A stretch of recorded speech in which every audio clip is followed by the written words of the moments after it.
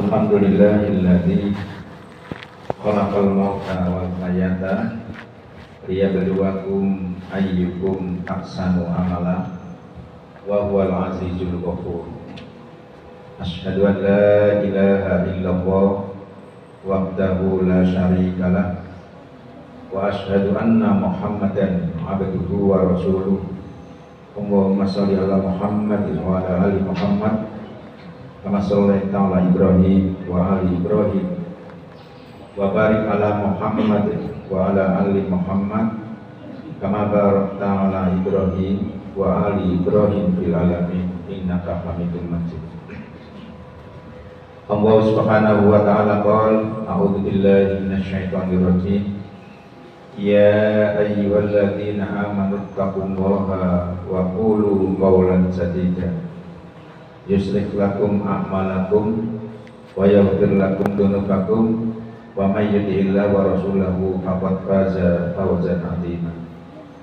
Wa qala aidan ya ayyuhalladzina amanu idza nudiya lis-sholati min yaumil jum'ah fas'au ila dzikrillah wa darul bai' dzalikum khairul lakum in kuntum ta'lamun. Ayyuhal hadirun ittaqullah haqqa tuqatih wa la tamutunna illa wa antum muslimun. Hadirin jamaah Jumat rahimakumullah, ada 3 pesan moral Quran kepada kita dan sekaligus ada hadiah 3 juga ayat yang saya baca tadi. Ya ayyuhalladzina amanu taqullaha wa qulu qawlan sadida yuslih lakum a'malakum wa yaghfir lakum dzunubakum wa may yuti'illah wa rasulahu faqad faza fawzan 'azima.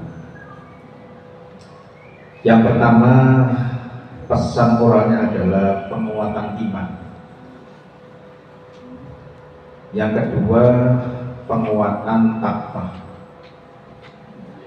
Kemudian yang ketiga, pentingnya menjaga informasi, menjaga lisan itu.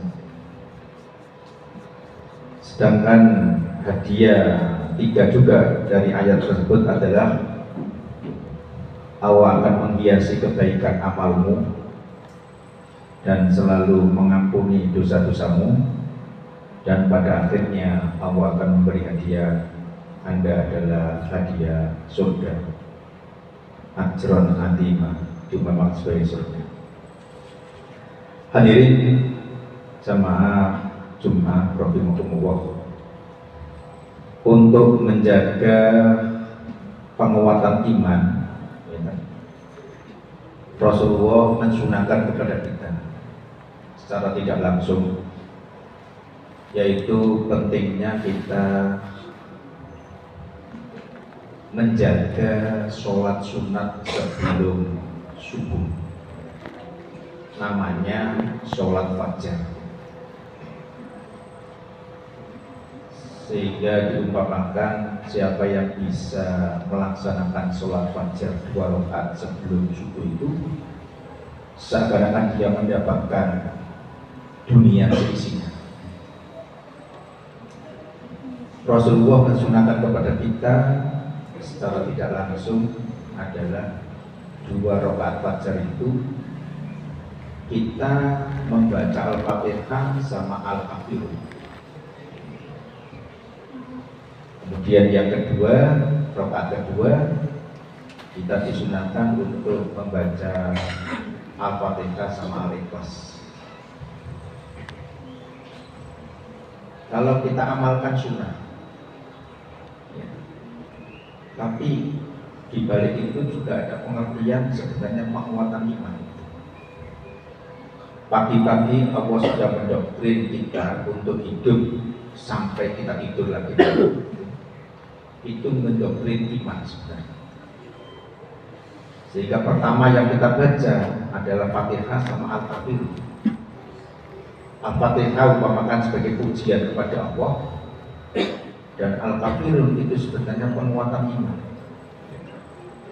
Jangan seakan-akan pesan hari ini adalah tidak ada ilah, tidak ada yang perlu kita sembah kecuali yang kita sembah adalah satu-satunya Allah Subhanahu wa Ta'ala. Itu pesan Al-Fakir.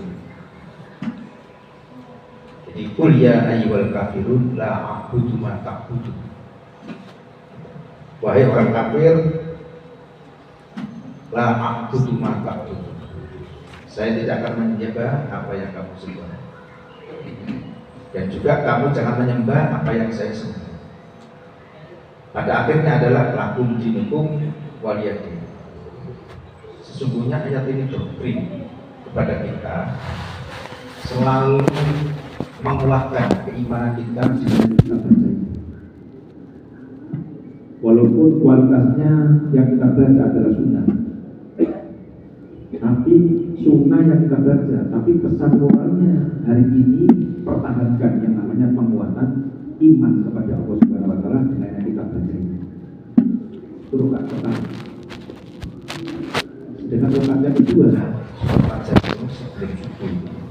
Artinya sebelum subuh itu sudah ada, kita mau sholat, tapi sholatlah dulu 2 rakaat.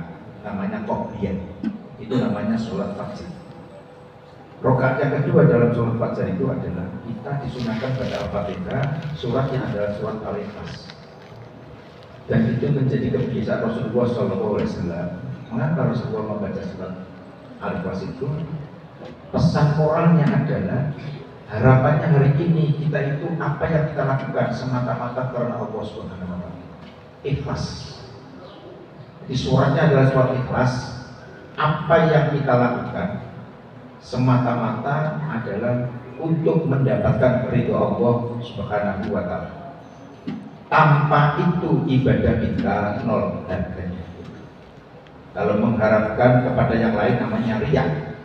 Dan riya itu adalah bagian syirik yang paling kecil. Oleh karena itu namanya surat Al-Ikhlas, mentiadakan semua karena itu. Semua peribadatan kita adalah karena Allah Subhanahu wa Ta'ala. Sehingga ayat yang saya baca tadi penting. Jamaah berbahagia, pesan pentingnya penguatan iman setiap hari. Jadi kalau kita sholat subuh setiap hari, kita baca apa dalam rangka apa?